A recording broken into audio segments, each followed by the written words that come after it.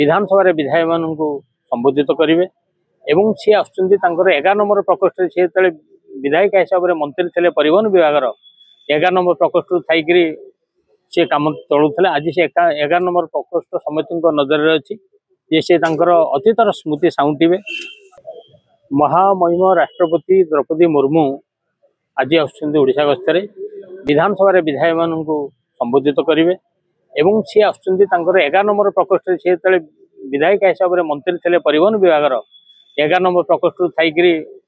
सी कम चलुले आज से 11 नंबर प्रकोष्ठ समिति नजर अच्छी जे सी अतीतर स्मृति साउंटिबे एवं अतीतर अनुभूति विधानसभा किसी विधायक मान कहे ओडिशार गर्व गौरव मंडित कर महामहिम राष्ट्रपति की ओडिशावासी स्वागत करुँच भी सी जीवन में भाभी जे केवल मु आदिवासी अंचल जड़े जनप्रतिनिधि रही किंतु यशस्वी प्रधानमंत्री नरेंद्र मोदी जो भारत सर्वोच्च स्थान में बसैले तो ओडिशावासी सदा बेले आम निजक गर्वित मन करुचु एवं प्रधानमंत्री शुभेच्छा जनईकि गत निर्वाचन में 20टी लोकसभा आसन देचु एवं महामहिम राष्ट्रपति जो आमर बहुत पूर्वतन विधायक वर्तमान विधायक बहुत बुद्धिजीवी आज विधानसभा जोगदेवे जोगदे महामहिम राष्ट्रपति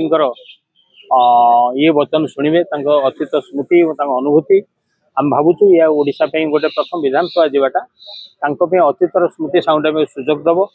एवं निश्चित भाव में आज विधायक मैंने निजक गौरव विधानसभा जड़े सदस्य जाकि भारत सर्वोच्च स्थान में बची पारे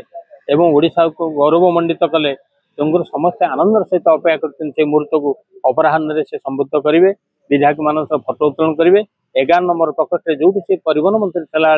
दायित्व निर्वाह करते विधानसभा से प्रकोष्ठ परिदर्शन कि समय अवस्थान करेंगे